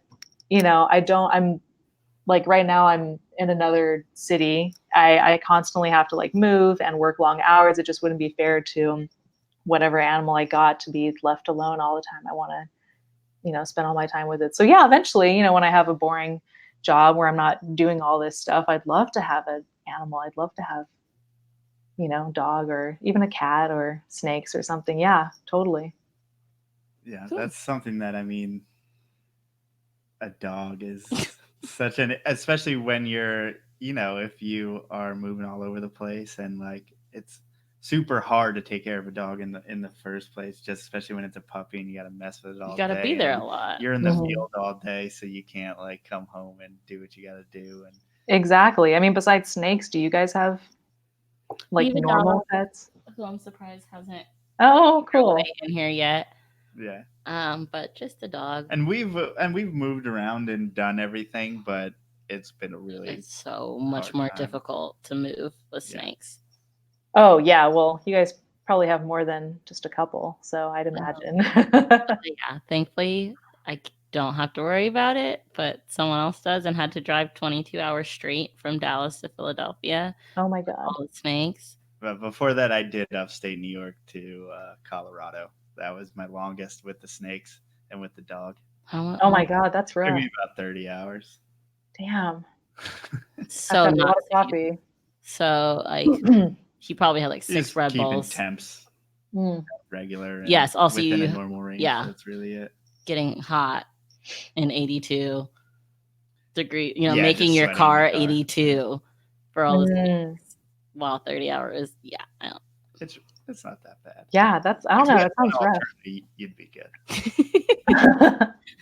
You could just ship it to wherever you're going. Yeah, true. Ship it to someone to whatever place you're working at, and then bam, that's it. Yeah. You'd be surprised how like hardy these animals are with shipping, especially colubrids. Like, they'd be totally fine with it. But wow. Okay, my last question: where in the world do you want to go? Like, what's your number one place to go for herps? Oh, for herps. Wow. Geez. Probably. I feel like since I've been to Latin America already, it's probably a tie between Asia and Australia because those are just so foreign to me. And I think both places just have the coolest species. And well, then again, Africa too. I'm like throwing out continents here, not even like I'm not even trying to boil it down. Yeah, well, those are all 3 places that I haven't been to yet. So I would be more than happy to go to any of them. If someone wants to buy me a ticket, I'll be there. I bet there's a grant you could write. Oh God, I know. Or get some sort of grad project. I know people do like master's programs in other countries. I just don't know how. Oh, that's wild. Yeah. I think it's just a little more difficult, but it's definitely attainable. So yeah, that'd be cool. I just want to travel more and go to other places. Have you guys been to any good ones? Or have any in mind? No. I mean, I didn't even know what the word herps meant before 2 years ago. So yeah, so I pretty much got her into it. So not pretty much, 100%, most definitely never would have happened in a million years with her. Nice. So, but she's herp Texas. She's seen copperheads. That's about it. We went herping on the trail in Philly. I'm gonna call it herping. It's 2 minutes from our house, and hoping to see a box turtle while aimlessly walking. I think that's what it was. That's herping. If you look up in the sky, it's called birding. We went herping-ish in New York, and not in Fishkill, but Beacon. Yeah. So yeah, not real herping. No, he wants us to go to Costa Rica really bad. Oh yeah, who doesn't want to go to Costa Rica? I haven't been to Costa Rica yet. That's definitely a destination. But I mean, I would probably just as much rather probably be in Peru. Yeah. To see the Brazilian rainbow boas and tree boas, and I think there's even emerald tree boas there, but I think those are pretty rare. Yeah. And I think those are actually like the Amazon basin, the Amazon basin animals, the bait's eye. There, but I don't know. You just want to go everywhere. Yeah. Do it. Well, it seems like your life trajectory is in that direction. I'm sure you'll be doing a lot of traveling. Even around. More, yeah. I hope so. Yeah. Now you just need to go get on a king cobra project. Yeah, that would be sweet. Yeah, I bet they're not posting that on the Texas A&M. They are actually. Really? Yeah, I actually applied for a unpaid, I guess, internship there in Thailand, and I got an interview for it, and then I was offered a second interview for it, but I was in Peru at the time, and the time difference, the hours threw me off, and I missed it, and they said they went with someone else, which was unfortunate, but that's just how it goes. But yeah, they do. I think it's the Sakharat field station, but they do post it. I think if you just Google, they take volunteers. I mean, you have to be somewhat qualified to do. I know a few people who've done radio tracking and who are working on projects out there on Instagram too. You can just stalk them and hit them up for questions. But I definitely wanted to do that at one point, but it just didn't happen. Yeah, and there's actually another Herp podcast with a guy who is actually involved in a king cobra study. Cool. It's slipping my mind the name of the podcast, and I feel bad. But it's basically like a very they basically go over like scientific papers herp related papers. Oh, I saw that. Discuss it. Yeah. Herpological highlights. That's what it's called. Yeah. So yeah, that's a cool podcast if anyone wants to look up and he did King Cobra stuff. But Brandon in the chat said his dream is to herp PNG, Papua New Guinea, and die of malaria. So. That's a little bit more intense than we're going, Brandon. But thanks. But you are the first comment on the screen. I like how you deemed that as the one there. Like that was of all the things, that's what you chose. Yeah, why not? It's Brandon's special. Well, Kyla, if someone wanted to get in contact with you, what's the best way they can reach you? Oh, I guess through Instagram. Yeah, just send me a DM. Is it Kyla Garten? Yeah, I forgot what your It's Kyla Garten, so it's just KY and then my last name. Yeah, and it's public, so. Yeah, and check it out. She has awesome photos. And damn, I forgot to ask you about that rubber boa that you found, because that's one species that I really love. And you must not love it that much if you. It took you 2 hours to ask about it, and we've talked about Instagram a lot. I thought about it a lot. Just didn't ask. Okay, well, what's your question about it? So, what's the background of that animal? Obviously, you found it somewhere in California, but yeah, a friend showed me a spot, and that's all I can tell you.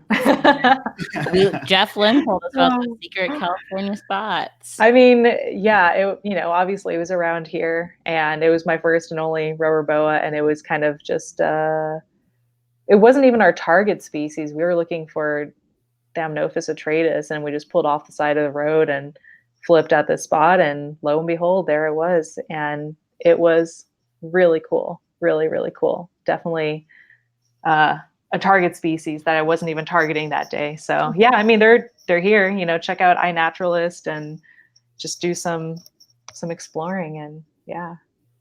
Yeah, it seems like something that people deem as pretty rare, but I've seen a bunch of California herpers post them up all the time.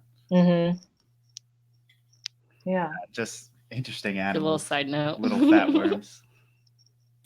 But yeah, thank you for coming on. This was awesome. See, I told you we do a lot of stories, and you have such great stories. Oh, thanks. Yeah, it was really nice to meet you guys. This was fun. Yeah, it was awesome. Thanks. It was easy. Thank you to everyone who has watched and in the chat. The audio version of this will be available tomorrow or the next day on all the things: Spotify, iTunes, SoundCloud, anywhere you can find podcasts. It will be there. We will see you guys at Havre de Grace on Saturday. We have t-shirts available. We have snakes available. You can find us on Portcitypythons on Instagram, Facebook, YouTube, PortcityPythons.com. Have I said everything? How many times do we have to say Portcitypythons? I don't know. I feel like I was missing things. There you go. Thank you guys so much for hanging out with us. And Kyla, thanks for being here. And we will catch you all next week. Yes. Bye. Okay, we're still on with